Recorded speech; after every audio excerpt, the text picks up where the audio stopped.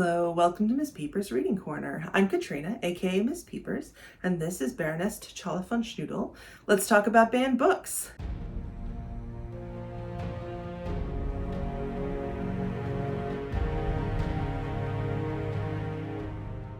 This month in every video, we'll be talking about a different banned book. Why are books banned? What topics do censors have a problem with? And more importantly, should you let someone else tell you whether or not you are allowed to read a book? I think no. You can decide for yourself. Well, most of the books we're discussing this month are fiction, and the challenges have to do with the themes of the books or the intent of the author, the perceived intent of the author. This one's a little bit different. We're going to talk about a book that used to be in pretty much every home. It was not uncommon to see this in libraries, in classrooms, and even on your parents' shelves. In fact, if you are my age, you were probably frequently encouraged to open this book. And maybe you didn't even know how dangerous it is. Are you ready, T'Challa?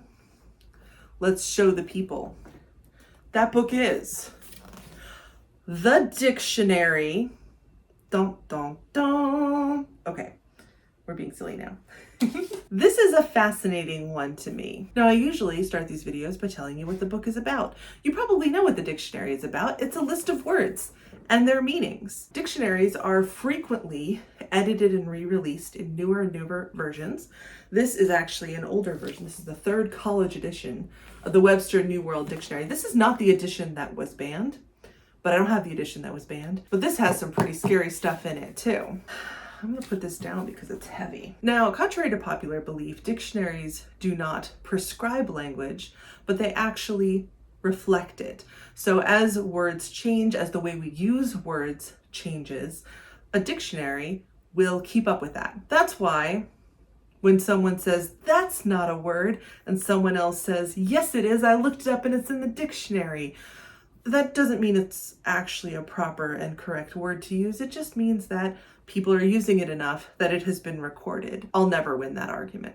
It's fine. But that's not the point. The point is that there are many editions of the dictionary. There are many publishers of the dictionary. And in 2010, a California school district pulled the Merriam-Webster's Collegiate Dictionary from the shelves because a parent complained that their child found the term oral sex in the dictionary. And that child now knows what that is. Because of this, a committee was formed to review the dictionary and determine whether there were terms that were inappropriate for children to read. In the interim, there were still dictionaries available. They were just more elementary. So there are different levels of dictionary for different grade levels, which to some degree, I suppose makes sense, but to another, it's supposed to be a reference book. Of course, these days, all you have to do is type the word into the internet, and the internet will tell you all sorts of things about that word.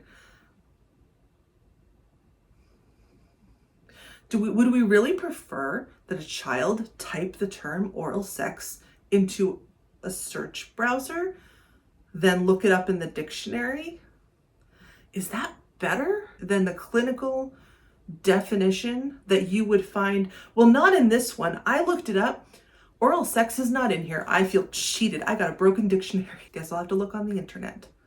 And what if they click image search? I'm just saying. There was a delightful quote from this committee that said, "It's hard to sit and read the dictionary, but we'll be looking to find other things of a graphic nature." But this story has a happy ending, pun 1,000,000% intended. It was decided that the Collegiate Dictionary would remain in the classroom, but that parents could choose to have their child use an alternative dictionary if they felt that they were not comfortable with all of these collegiate words. Although what would prevent a child from asking their friend to look up the word in the better dictionary is beyond me. Side note, in 1988, a dictionary was banned because it had the phrase sexual intercourse. So I suppose as a society we've grown. That pun is also intended, and it works a couple ways. At any rate, let me know in the comments, have you read the dictionary? Tell me the truth.